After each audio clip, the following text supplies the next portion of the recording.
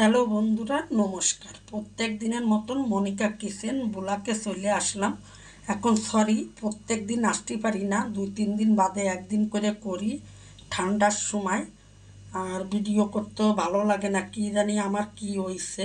এই দেখুন, half kilo চিংড়ি মাছ, 150 টাকা করে কিলো। হাফ কিলো চিংড়ি মাছ নিছি 75 টাকা দিয়ে। এই চিংড়ি মাছ এখন ভাজি হবে। এই যে সাথে বেশি করে পেঁয়াজ কেটে নিছি, কাঁচা লঙ্কা নিছি। তাহলে সাথে থাকুন, দেখতে থাকুন কিভাবে এই চিংড়ি মাছের ভাজিটা তৈরি করি। আর এই যে এইদিকে কড়াই বসিয়ে দিছি, গ্যাস ধরিয়ে দিছি। কড়াইতে এখন আমি তেল দেব, সরষের তেল। সরষের তেলটা দিয়ে দিলাম। এখন এর উপরে আমি কয়টা কালো জিরে দিয়ে দেবো। আর আমি ভিডিওটা বানাচ্ছি ইন্ডিয়া থেকে। ইন্ডিয়ায় যেভাবে ভাজি করে চিংড়ি মাছ, গুঁশো চিংড়ি বলে, বেশি বড় না, এই যে ছোটো সাইজের চিংড়ি মাছ, আমাদের বাংলাদেশে বলে গুঁশো চিংড়ি এইগুলোরে। তেল গরম হয়ে গেছে, এখন পেঁয়াজটা এবারে এখন একটু ভেজে নেব, একটু বাজা বাজা হবে। কেক কাটার পর থেকে, স্বাস্থ্য উপলক্ষে কেক কাটার পর থেকে আমার ভিডিও বানাতে ইচ্ছে করে না। আর এই ক্ষুদিরাবাদ যাই একবার, মুকুন্দপুর আসি, আমার ভিডিও বানাতে ইচ্ছেই করে না, কী জানি হয়েছে। আদা বাজা দিয়ে দিলাম। এখন আমি চিংড়ি মাছটা সব দিয়ে দেবো। এখন চিংড়ি মাছটা দিয়ে আবার ভেজে নেব। এখন এই চিংড়ি মাছ দিয়ে কত জল গলবে খালি দেখবেন। আর আমি নুন হলুদ দিয়ে দিচ্ছি পরিমাণ মতন।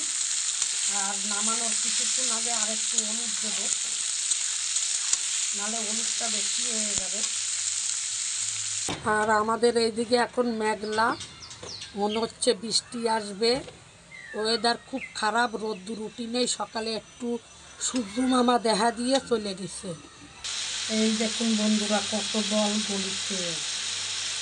এখন এই জল কমাতেই হবে গ্যাস পুড়িয়ে। আর আমাদের শিবাঙ্গীর অবস্থা দেখুন। সে কেক কাটিলাম, কেক কাটার দিন সে বেলুনের গেট করা হইলো না, সেই বেলুনের গেটটারে খুলে নিয়ে সে এইভাবে ঘরে রেখে দিছে। দেখুন,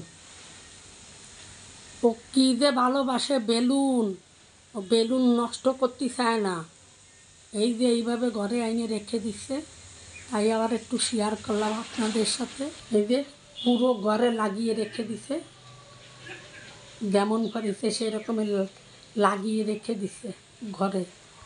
আর এই যে ফটোগুলো দেখতেছেন, এগুলো সব আমাদের শিবাঙ্গীর ছোটোবেলার ফটো।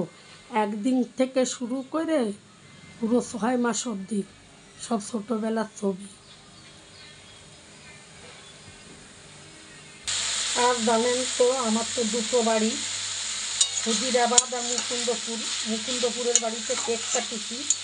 এবার ক্ষুদিরাবাদের ছেলেরাও আমারে ধরিতে, কাকি তুমি ওই বাড়িতে কেক কাটলে আমাদের এখানে কেক কাটবে না, তোমার 500 হয়ে গেছে, তুমি ওখানে এক জায়গায় কাটলে হবে, আমাদের নিয়েও তো কাটতেই হবে।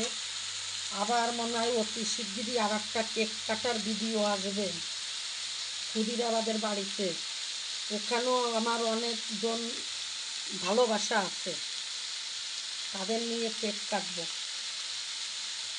কাকিমারা, তারপর বৌমারা ওখানেও আছে, সবাই ভালোবাসে, ছেলেরা, সবাই নিয়ে আবার কেক কাটবো, সেই ভিডিও আসবে, দেখবেন। এই যে বন্ধুরা, আমার চিংড়ি মাছ ভাজি হয়ে গেছে, একটুখানি হলুদ দিয়ে দেবো, হলুদটা কম আছে। এই যে আমার চিংড়ি মাছের ভাজি হয়ে গেল। তা সবাই একই কথা বলি, আমার ভিডিও দেখে ভালো লাগলে লাইক শেয়ার কমেন্ট করবেন। আর আপনারা কিন্তু শেয়ার করতেছেন না, খালি ভিডিও দেখতেছেন, বন্ধুদের কাছে শেয়ার করতেছেন না। শেয়ার করলে কিন্তু আমার তাড়াতাড়ি চ্যানেলটা দাঁড়াবে, আপনারা শেয়ার করবেন দয়া করে। তাহলে ভিডিওটা আজকের মতন এখানে শেষ করব। দেখা হবে অন্য দিন অন্য কোনো ভিডিও নিয়ে। সাথে থাকার জন্য টাটা। ছোট বড় সবাইকে থ্যাংক ইউ। টাটা।